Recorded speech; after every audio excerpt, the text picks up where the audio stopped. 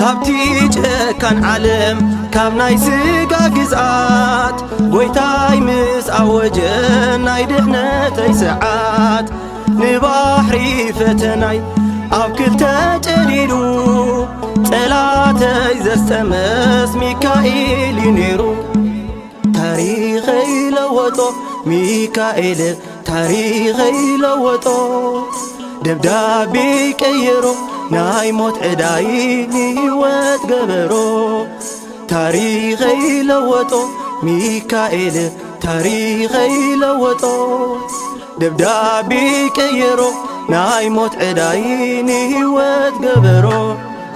ናይ ነፍሰይ ሓላዊ መልኣኽ ሚካኤል ዝብል ንስለ ዘረባ ኣይኮነን ስሙ ዘልዕል ንነፍሰይ ዝወዓለላ